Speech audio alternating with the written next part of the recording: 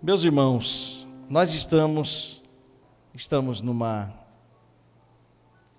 pequena série de mensagens. Na semana passada preguei a primeira parte e hoje a segunda, sobre a epístola de Paulo, escrita a Tito, que foi enviado para uma grande ilha chamada Creta.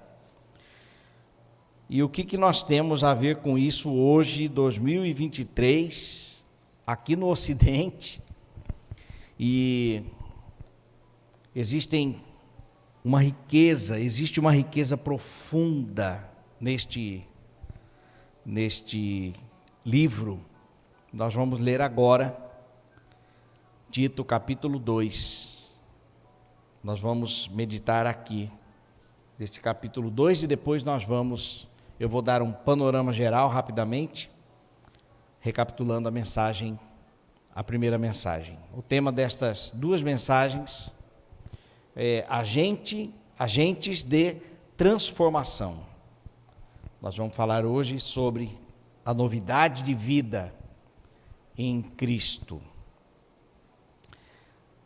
Tito capítulo 2, a partir do versículo 1, diz assim a palavra de Deus. Lembrando que quem está escrevendo aqui é Paulo para Tito, né? Tu, porém, fala o que convém à sã doutrina.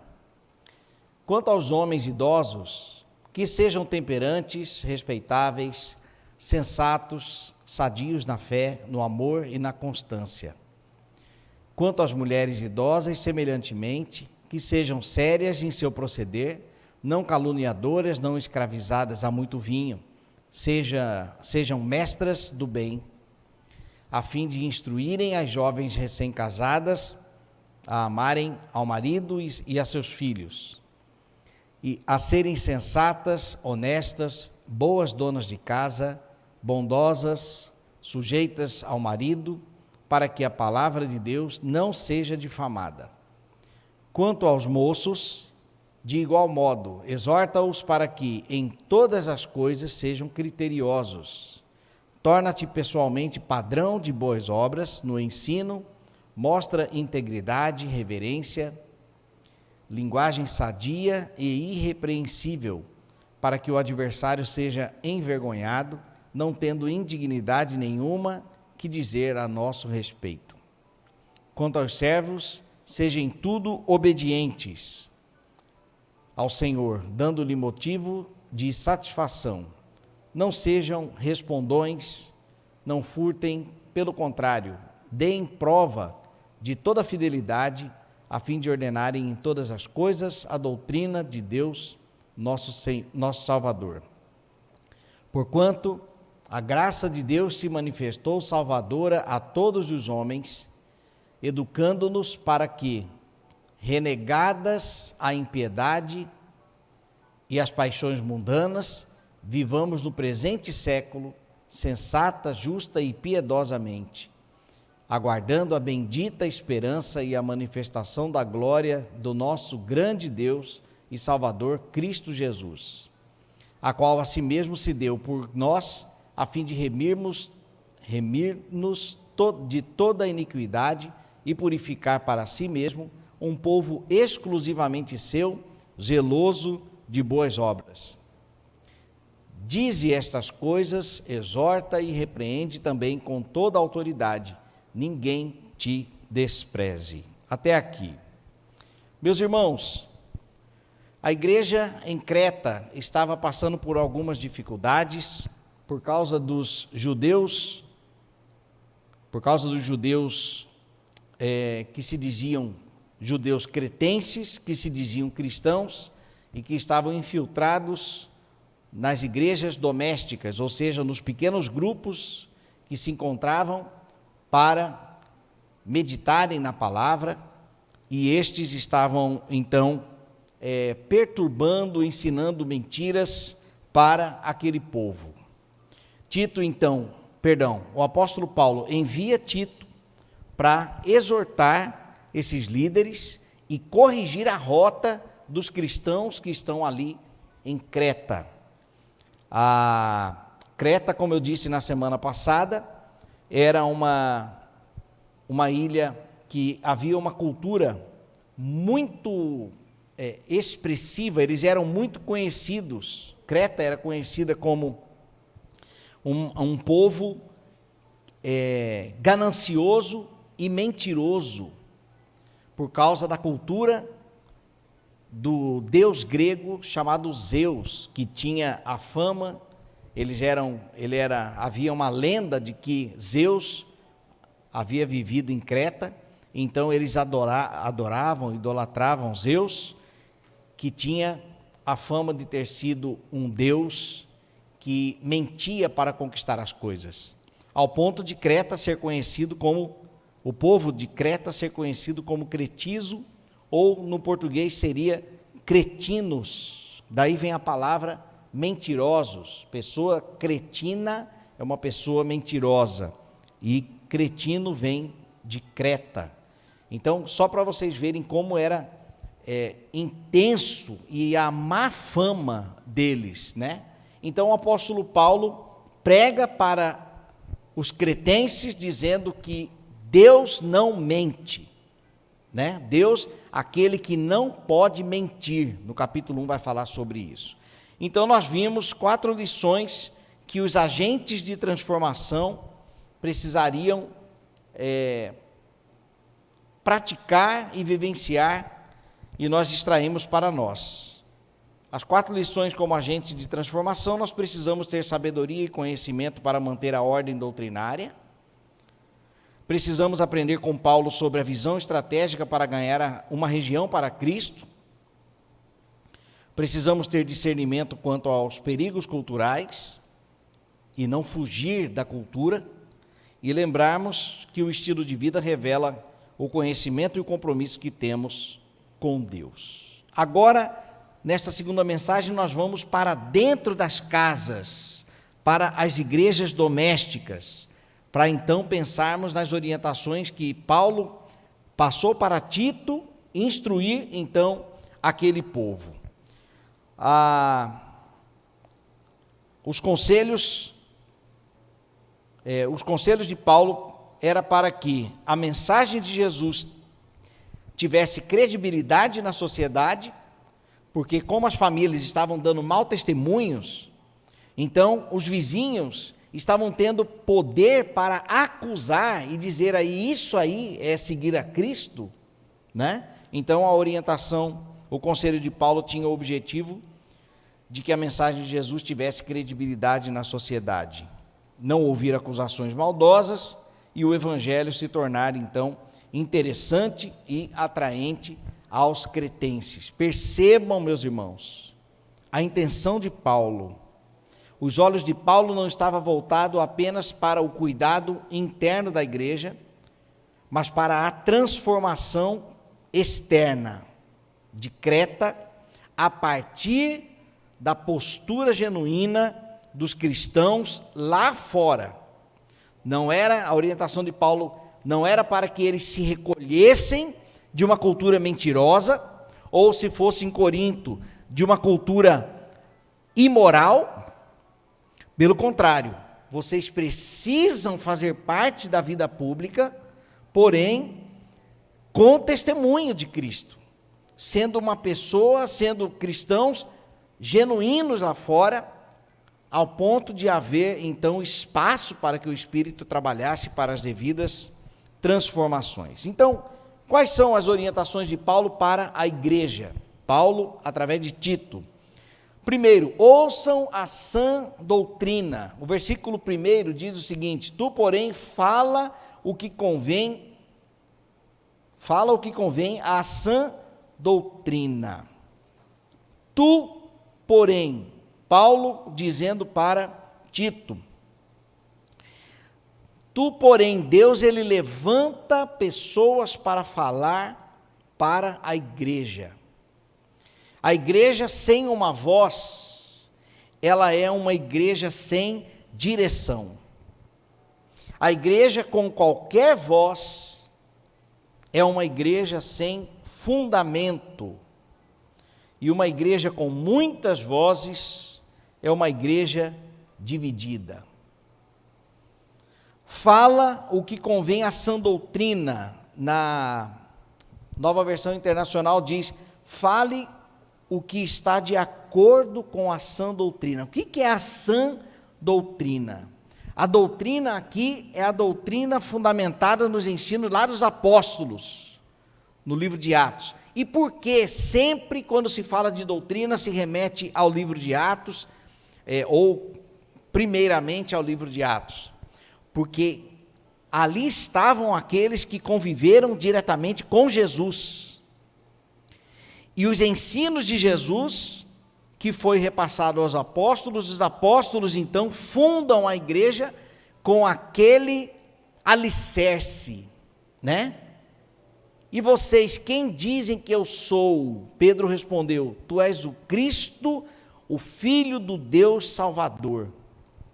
Aí ele diz: bem disse Pedro, então sobre essa afirmação sua, sobre essa pedra, edificarei a minha igreja. Então a igreja de Cristo, genuinamente, ela é fundamentada na verdade de que Jesus Cristo é o Filho do Deus Salvador. Olha que curioso, talvez você ainda não saiba, mas esta frase de Pedro, tu és o Cristo, o Filho do Deus Salvador, no grego, essa frase, as iniciais dessa frase, forma a palavra ictus, no grego. Yeshua Christ, tel, ou tecna, filho, do Deus Salvador, forma ictus. E a palavra ictus no grego significa peixe. E é por isso que a marca do cristianismo é aquele peixe. Então, o cristianismo genuíno está fundamentado no peixe. Que peixe é esse? O ictus. A verdade que Jesus Cristo é o Filho do Deus Salvador. Então, a sã doutrina aqui tem a ver com os ensinos dos apóstolos, que foi repassado por Jesus, né? Ide por todo o mundo, façam discípulos, batizando-os e ensinando-vos a guardar todas as coisas que eu vos tenho ordenado. Aqui está a sã doutrina, o fundamento da sã doutrina.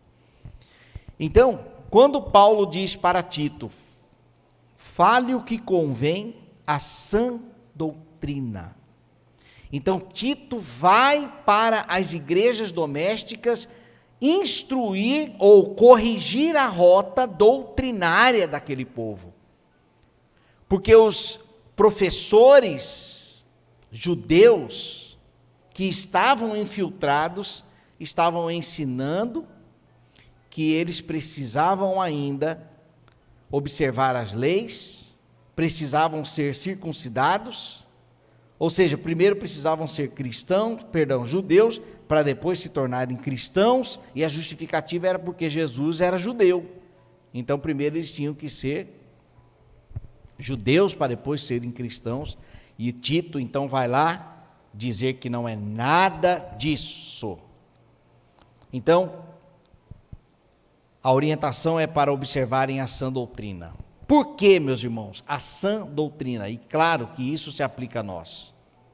Não é porque nós estamos distantes 2000 anos, né, ali do primeiro século, onde foi ensinado tudo isso aqui, que nós, não, o mundo mudou, então vamos mudar a palavra. Não, nós temos que sempre voltar ao princípio do ensino, estarmos sempre fundamentados na palavra. Por quê? 2 Timóteo capítulo 3, versículo 16. Toda a escritura é inspirada por Deus e útil para o ensino, repreensão, correção e instrução na justiça. A palavra de Deus, ela tem o seu propósito. E nós precisamos viver o cristianismo fundamentado na palavra. Tito capítulo 2, versículo 15 diz: dize estas coisas, exorta e repreende também com toda autoridade, ninguém te despreze. Então, meus irmãos, nós precisamos ouvir a sã doutrina. Que este púlpito permaneça, propagando a sã doutrina. Que o seu YouTube, que no YouTube você possa ouvir a sã doutrina, que no Spotify, na TV, sempre que você ouvir a palavra de Deus, que seja a sã doutrina, porque infelizmente, como disse Paulo em Éfeso, existem homens que induzem as pessoas ao erro por ganância, e que nós não sejamos vítimas de heresias nos desviando da verdade. Ouçam a sã doutrina. Segundo, sejam provas vivas do Evangelho, igrejas domésticas, ouçam as orientações de Tito, sejam provas vivas do Evangelho. Há compromissos a serem cumpridos, posturas a serem abdicadas, mas há a graça de Deus que torna a nossa fidelidade a Ele possível. Qual que era o foco estratégico de Paulo, meus irmãos? O Evangelho sobre Jesus precisava provar o seu poder redentor em praça pública, mas não como uma guerra cultural. Neste sentido que Paulo incentiva os cristãos cretenses a estarem na sociedade, no meio da sociedade, para testemunharem. Precisavam participar da vida pública, levarem a mensagem cristã de forma atraente, testemunhar o sistema de valores totalmente diferente através da devoção a um Deus totalmente diferente. E essa diferença é que Paulo resume neste capítulo 2, como nós lemos aqui, todas as instruções. E tudo isso através da graça generosa de Deus. Na prática, seria o seguinte, que a família cretense ideal na perspectiva de Paulo, essa família, primeiramente, ela é dedicada de fato a Deus. Segundo, homens e mulheres idosos, idosas, mais experientes, deveriam ser cheias de integridade e autocontrole. Através dessa maturidade em Cristo, deveriam instruir as moças e os rapazes. A instrução para as moças na questão relacional, sendo elas casadas para submeterem aos seus esposos, cuidarem e amarem os seus filhos, serem exemplos na vida espiritual, e as solteiras prudentes na área sexual, aguardarem, se preservarem para o casamento. E os rapazes serem conhecidos como cristãos produtivos e saudáveis, não aqueles jovens que ficam eternamente em berço esplêndido, Fica a vida toda na casa dos pais, sem fazer nada, não. Pelo contrário, jovens, sejam produtivos, sejam testemunhas vivas de Cristo lá fora. Então, a orientação de Paulo, ouvir a sã doutrina e, na prática, serem provas vivas do Evangelho em praça pública. Não é confrontando, é o contrário, em amor, testemunhando a bondade e a misericórdia de Cristo, obedecendo às leis lá fora, sem discussões, sem gritarias. E dessa forma, então, a sociedade cretense testemunharia de que existe um Deus que, de fato, transforma a vida das pessoas e suas famílias. Por fim, aguardem a volta do Senhor. No versículo de 11 a 13, nós lemos: porquanto a graça de Deus se manifestou salvadora a todos os homens, educando-nos para que, renegadas a impiedade e as paixões mundanas, vivamos no presente século, sensata, justa e piedosamente, aguardando a bendita esperança e a manifestação da glória do nosso grande Deus e Salvador Cristo Jesus. Jesus voltará, nós sabemos disso. Esta profecia ainda não foi cumprida. Jesus veio, mas ele diz lá em Atos capítulo 1, Lucas fez questão de registrar o dia que ele subiu aos céus e apareceram dois anjos, dois varões.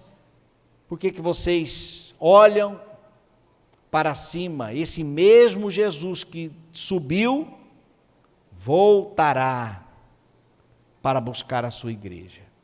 Então nós precisamos estar prontos, aprendendo a verdade dia a dia, orientação de Paulo a Tito aqui. Ensinar as pessoas, a aguardarem a volta do Senhor, aprendendo a verdade, renegando a impiedade e as paixões mundanas. Esse renegar aqui, meus irmãos, dói, porque nós temos uma carnalidade, nós temos uma tendência para o pecado, uma tendência para o mal, como se fosse um carro desalinhado. Quem já dirigiu um carro desalinhado aqui? Você solta, ele vai sozinho, assim, fazendo a curva, né? Nós somos como um carro desalinhado. Quando nós abrimos mão da palavra, a nossa carnalidade faz assim, a gente tem a tendência de sair da rota, de sair do caminho. Então, a orientação de Paulo aqui é renegar a impiedade e as paixões mundanas, vivendo de forma sensata, justa e piedosamente. Ainda bem que nós não estamos sozinhos. O Espírito de Deus habita no coração daqueles que pertencem ao Senhor. Jesus, ele não espera que sejamos fiéis a Ele sem a ajuda dEle. Deus não colocou um fardo sobre nós para a obediência. Pelo contrário, Jesus, quando vai falar do fardo, ele diz: venham a mim todos os que estáis cansados e sobrecarregados, que eu vos aliviarei. Então andar com Jesus não é um peso, pelo contrário, é uma leveza. Mas porque Ele está conosco até a consumação dos séculos. Nós não estamos tentando ser obedientes a Deus sozinhos. Efésios capítulo 1, versículo 13, nós fomos selados pelo Espírito de Deus. O Espírito de Deus habita no povo de Deus. E porque Ele habita, nós então podemos ser fiéis a Ele. Graças a Deus pela sua misericórdia. Para concluir então, meus irmãos, esta mensagem sobre os cristãos no meio de uma sociedade cretina, Cristão cretino não é possível, O cristão, ele não deve ser cretino. O cristão deve ser fiel ao Senhor.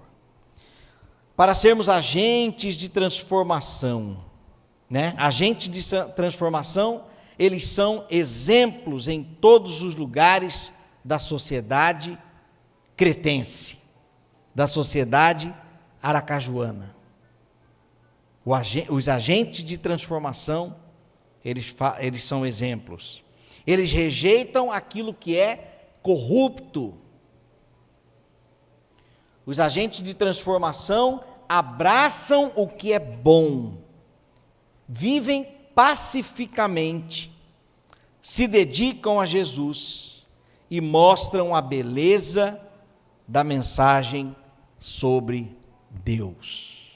Não ficamos dentro de uma caixinha, pelo contrário, sendo nós em Cristo a luz do mundo, precisamos ir para o meio da escuridão, para fazermos então a diferença. Não para sermos vistos, mas para servir aquela sociedade e eles então contemplarem a beleza do Evangelho e a possibilidade de transformação que ele tem, o poder de transformação que o Evangelho tem. Meus irmãos, Essa mensagem não é uma historinha. Ah, pastor, eu acho que essas coisas não existem mais. Essa mensagem é para o dia 19 de janeiro de 2023. Nós temos que ser extremamente radicais lá fora, na questão da fidelidade a Deus. E, meus irmãos, parece que vai ficando cada vez mais difícil. Não importa. Maior é o que está em nós do que o que está no mundo. Nós temos que permanecer fiéis lá fora. E o propósito não é, primeiramente, para o nosso bem, para reconhecimento, para nada disso, para sermos legalzinhos lá fora, não. O propósito da nossa fidelidade, eu fechei a Bíblia aqui, mas eu quero ler um versículo, aí mesmo em Tito, aqui no capítulo 2, versículo 5, a serem sensatas, honestas, boas donas de casa, bondosas, sujeitas ao marido, olha aqui, para que a palavra de Deus não seja difamada. Esse é o propósito, meus irmãos. Sermos fiéis lá fora para que a palavra de Deus, para que a igreja de Cristo não seja difamada. Nós somos representantes lá fora. O pastor Paulo Sérgio, vira e mexe, ele diz, quando você está lá no seu trabalho, você representa a PIBA, e é verdade.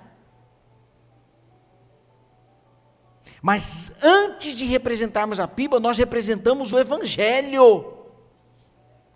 E nós temos que ser fiéis. Ou então, pede para sair.